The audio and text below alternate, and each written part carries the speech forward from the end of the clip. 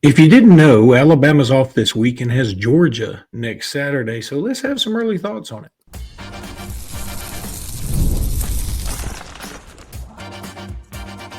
You are Locked On Bama, your daily podcast on the Alabama Crimson Tide, part of the Locked On Podcast Network, your team every day. Hey, everybody, and welcome back into Locked On Bama, AHSA Radio Network's Luke Robinson. That's me. Alabama internet legend Jimmy Stein. That's him. This episode is brought to you by Mazda.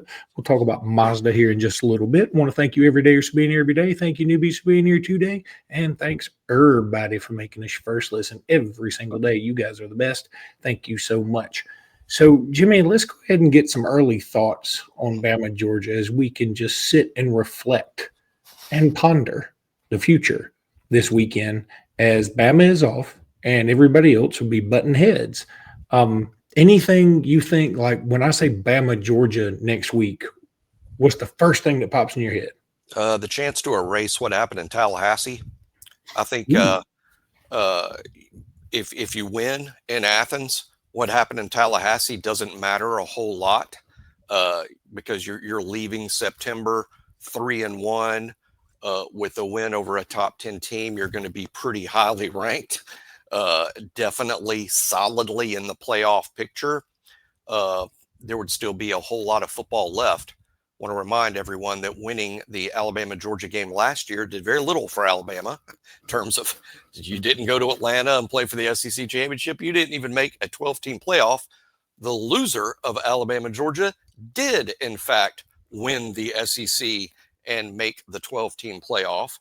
So let's not make too much of it.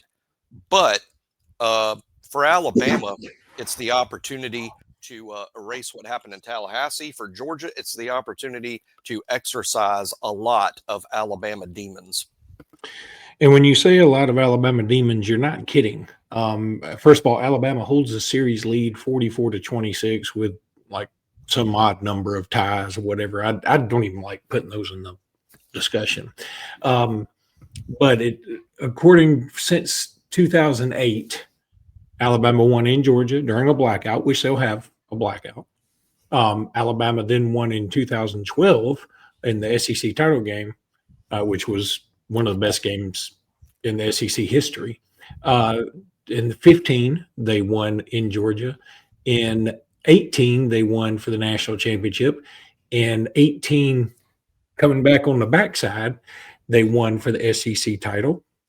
In 20, they won for the SEC title. In 21, 20 was just a regular season game in Tuscaloosa. 20, sorry, you're right. 20 for the regular season game. I got it mixed up. 21 SEC title. And then they lost in Indianapolis 33-18. But then they won the last two with look, Alabama's only scored fewer than, what is the lowest number here? Oh, my gosh. The lowest number of points Bama scored was 18. Now, that was in their loss. Mm-hmm. But every other time, Bama has scored at least 27 points. That's amazing. Pretty wild considering Georgia's defenses. It really is. And Alabama's success against Georgia is – it's kind of hard to explain. I mean, that's a lot of really good Georgia team. It's not like it's been a down period of Georgia football. That period of time you're going over, they've been either good, really good, or the best team in the country throughout a lot of that period. So Alabama's success, it's kind of hard to fathom. I'm sure some statistical analysis would say that Alabama's due for some losses against Georgia. I mean, you're going to keep this up forever. I mean, but let's just hope you keep it up for one more game because Georgia, again, it can erase what happened in Tallahassee. You win this game, you're in the top 10 with the best win. Would it be the best win in the country so far, beating a top 5 team on the road? With Georgia's reputation, Georgia already has a nice win themselves on the road.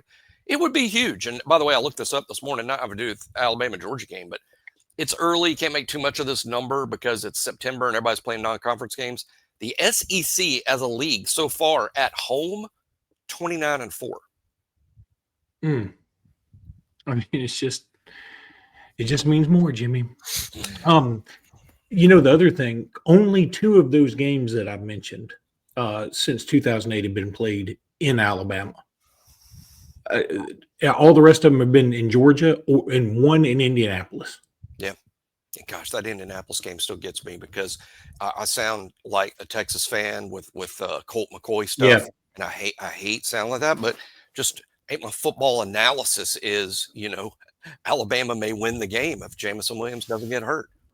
I mean, I think they do win the game, but again, I'm like you. I hate to sound that way. I hate sounding that way because injuries are a part of it, and I don't want to be hypocritical.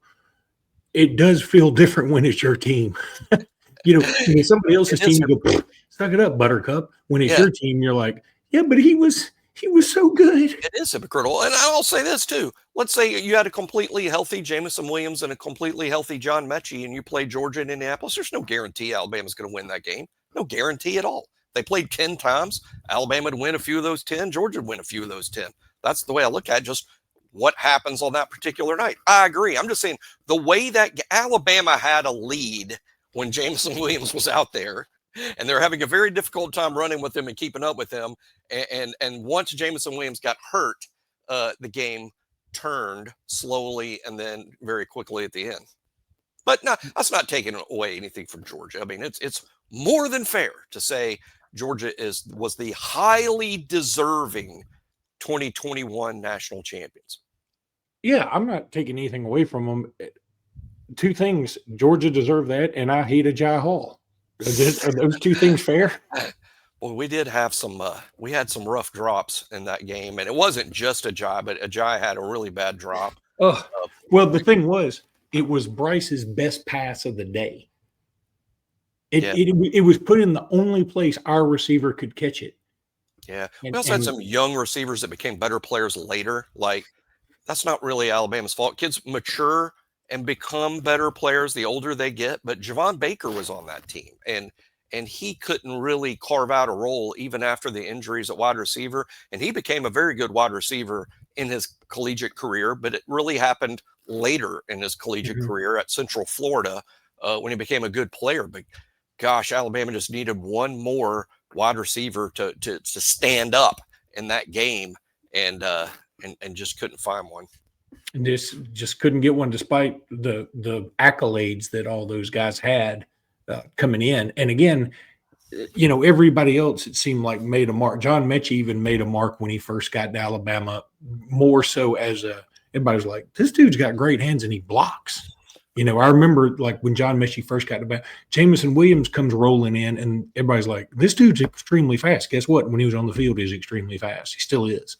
The ride outs, every one of them had their shining moments in their freshman years.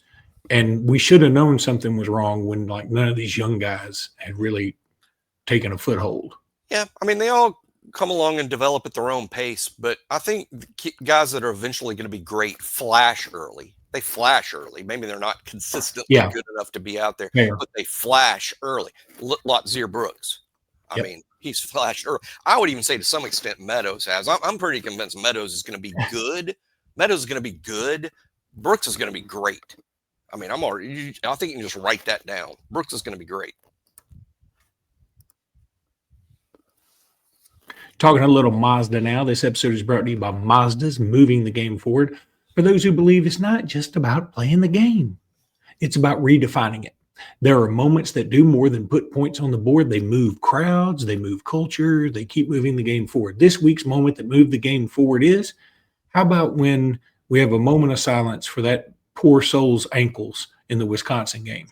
They're gone up to heaven. And I feel for his ankles, and I hope that he's able to get around without ankles, because Ryan Williams took them. They're his ankles now. And when you follow what moves you, the unexpected is only the beginning. And just like there's more to every highlight, there's more to a Mazda vehicle. Mazda, move and be moved. Then there's Wayfair. Glad to see Wayfair back. They're back. They're back. They're like Texas. They just keep coming back. The weather's cooling down, the days are getting shorter, and that has me wanting to make my home feel even cozier. Casa de Luke. And when it comes to cozifying your space this fall, Wayfair is the place to go. Wayfair has everything you need to set the mood for the season. Whether it's comfy recliners, warm bedding, autumn decor, or even espresso machines, you can make your favorite latte at home. I love all that stuff. I love a latte. I love it a latte. Cozify your space with Wayfair's curated collection of easy, affordable fall updates, from comfy recliners to cozy bedding, all that autumn decor, everything you would need, they got it at wayfair.com. That's wayfair.com. Wayfair, every style for every single home. I like lattes too. I don't like coffee though. I like those fancy Starbucks kind of drinks. Yeah. My favorite one I've been getting lately, it looks like a ginormous caramel sundae. Yeah. So yeah, I like that. But I don't really drink a lot of coffee. Yeah, I'm with you on that. I mean, I like the funky drink. Like, I can say this really fast. And when I go to Starbucks, I'd like a grande non-fat white chocolate mocha with whip. That's how much. That's me. That was a lot, man. Those people at Starbucks must be really smart to keep up with all that, because what you just ordered, I'm like, I'm going to need you to write that down. Well, Jimmy, here it comes. The permanent opponents will be announced Tuesday on SEC Network. I'm down with it. I'm excited. Danny Cannell lamented today that they're doing this in season. I mean, they're doing it on a Tuesday, Danny. Ease up, Dan. Yeah. I get what he's saying. To me, it doesn't really matter. I get what he's saying, though, that, hey, this would be fantastic season is over content. But can you really wait all the way until January to announce your September schedule? I mean, people make travel plans far in advance. Some people do. They make them far in advance. So here's the thing: just the 3 permanent opponents are going to be laid out. The actual schedules are going to come out in December. The dates are going to come out in December. So that was one thing I think Danny Cannell didn't understand, was like, they're not giving you the dates this week. They're just giving you the teams. And so I don't think there's any harm in it. Now, so we're finding out that's news to me. See, I didn't read the whole. So they're just going to tell us Tuesday who your 9 SEC opponents, not just the permanent, your 9 SEC opponents in 2026. We'll know who those are, but we won't know the order. That is my understanding. I'm pretty sure I'm right about this, because I do remember Dari Noka talking about how there's going to be some kind of show in December that they did sort of like they did for COVID. You remember that? Well, they may have done week to week. Hey, this week these are the games. The next week these are all the games, and that is a great show. That's awesome off-season content. That is. Let me tell you what it is for a podcaster. It's just like, we just eat that up. I mean, it's just delicious. Yeah. So, but the thing about these 3 permanent, first of all, I mean, that is the other thing. Like, we're all jacked up. You're going to predict who they are? I am, and I'm scared they're going to hose us. Yeah. I really believe they are. But let me say this, that Tennessee and Auburn 100% are in. So it comes down to who's the next. Is it going to be LSU? Is it Mississippi State? Is it Vandy? Are you trying for schedule balance? Or are you trying for the best matchups? Now, it's not going to be fair, honestly, and nobody can say it is, and everybody can say, again, suck it up, Buttercup, but it's not fair if Alabama gets Tennessee, Auburn, and LSU. That is just not fair, period. End of discussion. Nobody else will have any 3 that tough, especially when a couple of prominent Tennessee dudes that I've seen on social media have said they feel very strongly, and through sources, Tennessee's going to get Bama, Kentucky, and Vandy.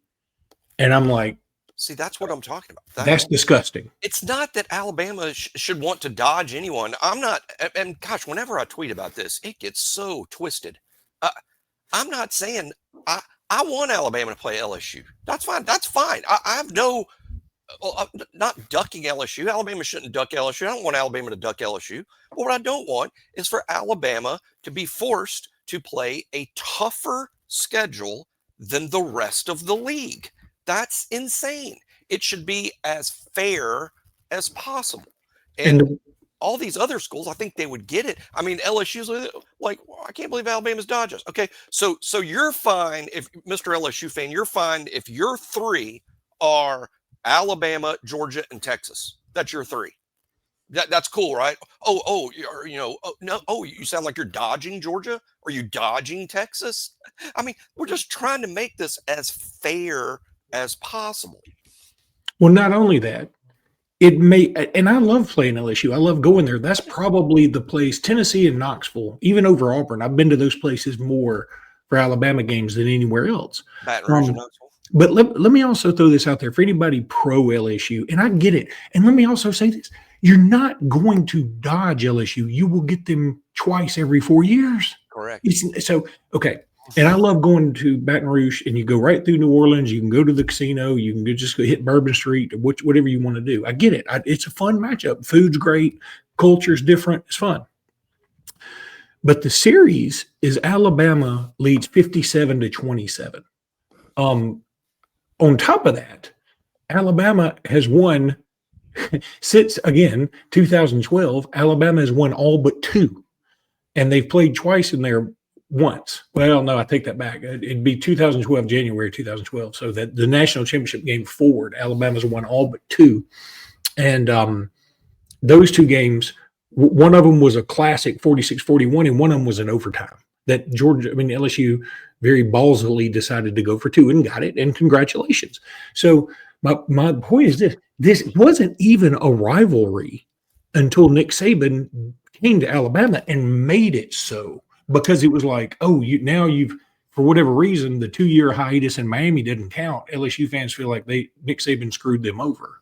It's going to be surprising for a lot of young Alabama fans to hear this. There was a time Alabama and LSU didn't play every single year. Correct. There was a time that Alabama and LSU was not an annual thing.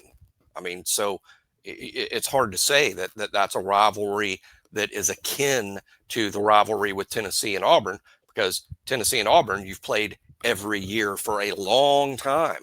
But these things are so cyclical. I'm glad they're reviewing permanent opponents every 4 years. That's so cyclical. It's crazy now, Luke, crazy. But let's say, we don't know, 100 years from now, there could be a podcast for some SEC team going, can you believe we have to play Kentucky and Mississippi State? They're slaughtering us. They're slaughtering us. It's not fair. We have to play both Kentucky and Mississippi State. Somebody could be saying that seriously 100 years from now, 50 years from now, 10 years from now. It is cyclical, and that, therefore you shouldn't set anything permanent, because you do have to review to make sure that the schedule is fair for everyone and someone's not having a taller hill to climb than the rest of the league every single year. Some years your schedule is the toughest in the league, by the way. Some years it will be. That's fine. That's fine. But what you don't want is with permanent opponents. Let's say your permanent opponents are Georgia, Texas, and Alabama. If those are your permanent opponents, then you have the toughest schedule every year. That's the thing, is like, maybe Alabama's won't be the toughest every year, but it'll never be on the bottom side if you got those 3. That's the thing. It'll never be below the halfway mark. We got to break this year. You know what will be the break, Luke, is now that we're going to 9 games. Obviously, every year we're going to be talking about this summer. The teams that are getting 5 home games versus 4. If you get 5 home games, it's your year to make hay. If you've only got 4 home games, it's a little tougher. And again, SEC 29-4. So far this year, and you're like, those are all non-conference games, and you're heavy favorites on most of those games. That's true. Okay, well, last year, the year as a whole, SEC teams at home, 83-31. Half of the 31 losses were the bottom 3 teams in the league. In a couple of years, Alabama will play Ohio State. They'll come on a home-and-home basis. I'm telling you right now, and that's why I bet next year Alabama is 5 road games. And the reason is because we got Florida State coming into T-Town. So we'll have 3 home games with Florida State, USF, and East Carolina. So, and whoever the other I guess we won't play another dump truck. Right? No, I think we do. I think we still get an FCS team at the end. We get 4 non-conference games. That's 13. That's 13 regular season games in. Oh yeah, that's right. There's only 3. That's right. That's so a great there point. won't be a.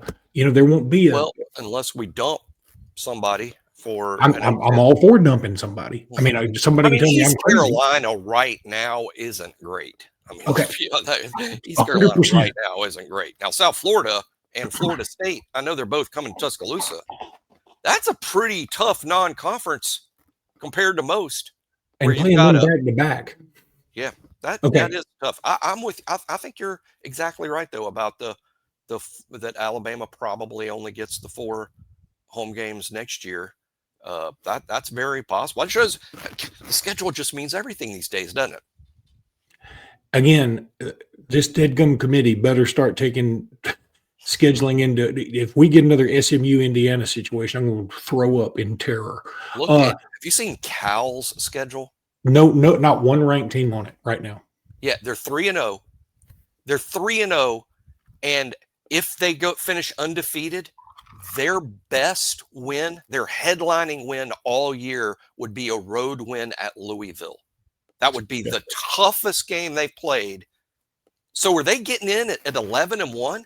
They could lose that Louisville game and get in at 11-1. Then their best win is like a home win against SMU. Well, well, they beat Minnesota. The caveat to that would be if they are 11-1, they'd probably go to the title game and they'd probably lose. So, but true. Really quickly, like SMU did last year. Yeah, and they still got in. Now SMU went to the title game undefeated, and that was their first loss. But was it? I think they already had that was their second loss. That was their second. Yeah, okay. They lost to like BYU or somebody like that. That's right. That's right. So, okay, one more thing. The thing I love about this new schedule thing, they're going to revisit every 4 years. What that tells me is, number one, it leaves the book open for expansion, which I think will happen probably within that 4-year time period, or at that 4-year time period. And secondly, if Alabama does get LSU, and it is Tennessee and Auburn, and Tennessee and Auburn are obviously on the come up, LSU is always up, I think people will go, this ain't right. You can't do this. And I think they'll revisit it. Let's just see. Yeah, let's just see what. Hey, and if Alabama has LSU, Tennessee, and Auburn, I'm fine with that. Let's see what everyone else does. Everyone else have a schedule that tough? If everyone else is playing the same level of difficulty, fine. That's all what I'm looking for is the same level of difficulty. If really hard, fine. If it's really hard for everyone, but if Tennessee gets Alabama, Kentucky, and Vanderbilt, whew, that's just, we're competing with Tennessee for a spot in the playoff. Yeah, that's not right. That's not right. Let me tell you guys about Square now. This episode is brought to you by Square, your favorite neighborhood spots. They run on Square. There are certain businesses that truly make the neighborhood feel like home, whether it's the local sports bar packed on game days, the coffee shop that knows your order by heart, or the corner deli that's been serving your community for decades. These are the places that bring the people together. When the neighborhood businesses thrive, the whole neighborhood thrives. Everybody knows this. Look, the local spots are what make the neighborhood feel like home, and so many of them run on Square. Square is a proud partner of more than 4 million neighborhoods businesses around the world. You can go to square.com/go/lockedoncollege to learn more. But before you do go support your favorite neighborhood spot, and you'll be happy that you did, because you know what? It's your neighborhood spot, bro. Square will see you in the neighborhood. Then there's DoorDash. You know I love DoorDash. I've been using it forever. I should have used it last night. Instead, I had to wait around like a sucker. It's almost the weekend. Time to look back and crown this week's MVP. We have used Ty Simpson. We've used Bray Hubbard. We've used Jeremy Bernard. Jimmy, why don't we just say Ryan Williams? Let's give another Ryan Williams love. No, I'm changing it up. How about London Simmons? London Simmons, the true London Simmons, looking good. He delivered just like DoorDash delivers. And for Alabama, London Simmons delivered in a big way. He got a huge sack as a true freshman. It was nice to see. He came out there and played very admirably. No hesitation, no delay. And if you've been watching week after week, you know he's getting better and better and better. That's London Simmons, a true freshman. Number 90 in your program, number 1 in your heart. And just like London Simmons delivered for Bama, DoorDash delivers your Saturdays with DoorDash Streaks. You save every Saturday you order, stack it up all season, and you can save up to 250 smacks, including $100 in DoorDash credits. Order this Saturday. Keep the streak alive. Fuel your game day only with DoorDash. Terms apply because they apply to everything. Promo period ends November 18th.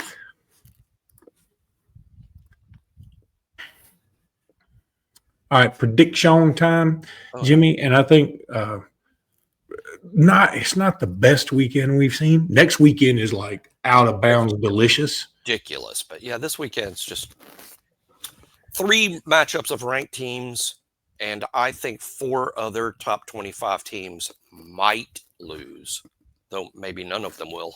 But that was one. That was the most Philip Marshall thing you've ever said. Well, what I mean they is might lose. They might not. Well, they might not. No, I'm saying I like, for instance, I think Florida could beat Miami. I don't think they will, but they could. I do like Nebraska to upset Michigan, by the way.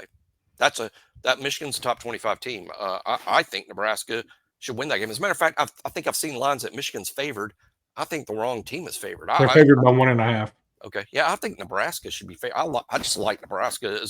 Nebraska might be a better football team than Michigan. For those that aren't familiar, Matt Rule in his 3rd season has been very good everywhere. It's taken him to year 3. His year 3 at Temple, his year 3 at Baylor were pretty fantastic. And this is his year 3 at Nebraska. So we'll see. Well, and a lot of people have that 2-year rule. I think it's fairer to do a 3-year rule. Yeah. Like, especially now with the transfer portal, if you get 3 years, you should have some of your dudes in. Now you should know whether you've got the right guy after year 3. And I know Alabama fans have probably already made up their mind about Kalen DeBoer after 16 games, but really, I think you don't know for sure until after year 3. But after year 3, you should know, hey, we're tracking, or this really isn't working. So I just had the schedule pulled up, and now I don't know where. As a matter of fact, one of my favorite stats, Luke, you probably don't know this. Every Alabama coach that has won a national championship, every one of them has done it no later than their 4th year. Some in their 3rd, but it's been a 3rd or 4th year for all of them that have won a national championship. So that's kind of where I'm getting, where I'm coming from. I mean, Alabama's got this long track record. Everyone that's won a national championship did it within their first 4 years. So you should really know after about year 3 whether you're on track or not. All right, I'm going to bypass the Sam Houstons at Texas and Southeast Louisiana at LSU's and Georgia State at Vandy. Actually, I probably shouldn't bypass, but I will because they beat them last year. And Northern Illinois at Mississippi State again, probably a trickier game than I'm letting on. UAB at Tennessee. I do think Arkansas at Memphis is interesting. It's an 11 o'clock game. It's like Memphis is essentially in Arkansas, and so it's a rivalry. And here's the thing: Arkansas's got Notre Dame next week. So, I mean, if Arkansas can somehow beat Memphis after they looked really good against Ole Miss, if you ask me, I think Arkansas looked dangerous, if nothing else. Yeah. I'm telling you, they can give Notre Dame fits, and I'll be an Arkansas fool next week just for the SEC talk. Yeah, it's 11 o'clock game too. Arkansas, Notre Dame, leading off Alabama, Georgia weekend. Because I want Arkansas to beat Memphis, like Luke just said, because I would love for Arkansas versus Notre Dame to be a big thing. And let me tell you, Arkansas strikes me, Luke, as a team like this. They may finish 6-6, they might, but they can beat anybody. Yeah. They can beat anyone they play, but probably finish 6-6. If they beat Notre Dame, maybe that gets Sam Pittman another year. I love that guy. I hope he sticks around. Maybe beating Notre Dame gets Sam another year, even if they have a disappointing SEC season. Well, I think he is his personality fits most with what Arkansas is. So I hate to see guys like that leave. Tulane at Ole Miss, kind of interesting. Ole Miss going to be starting their backup again. And then Florida at Miami, as you mentioned. I mean, I think both of us would. The line's only 9.5. It feels like it should be more than that. Florida's defense. LSU got 5 interceptions last week and only scored 20 points, and one of them was a pick 6. Florida's D ain't playing around.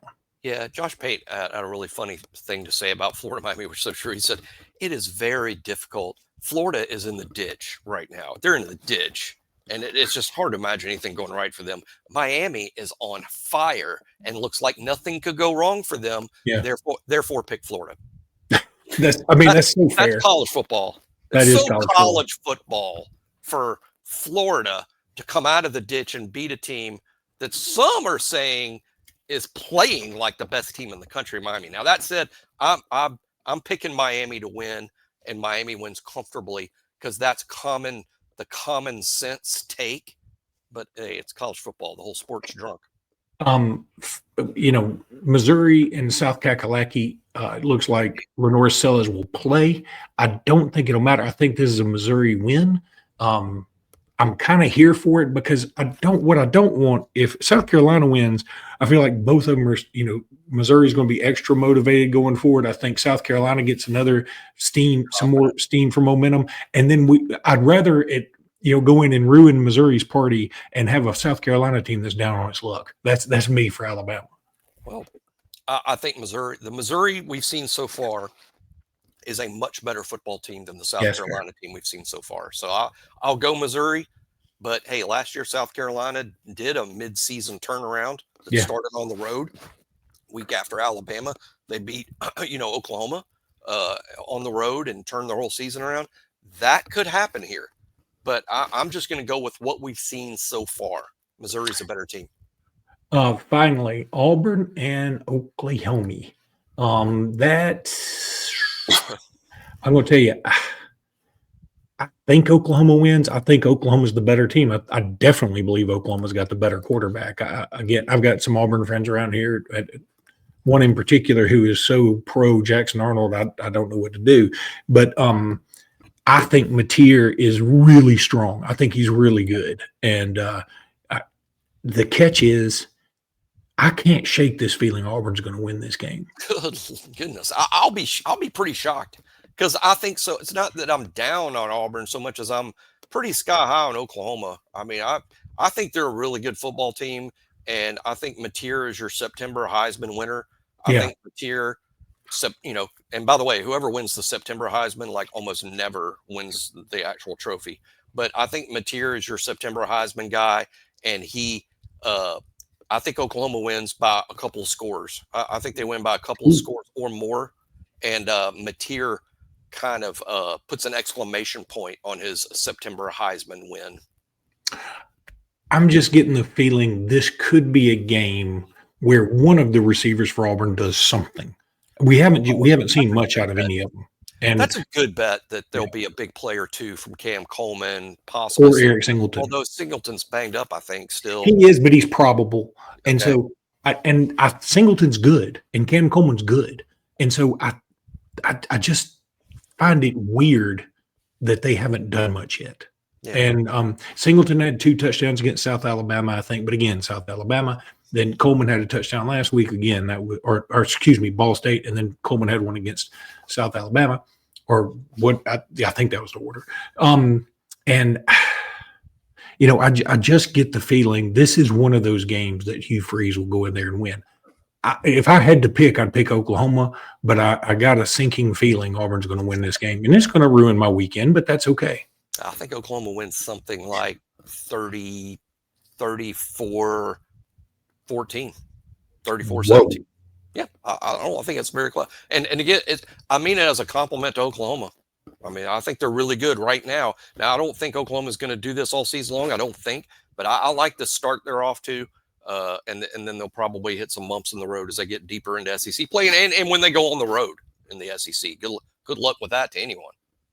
Well, we'll find out tomorrow, and until probably Sunday, we won't do a post game. You know what? There's not a game tomorrow. So until Sunday, roll tide, everybody. Roll tide.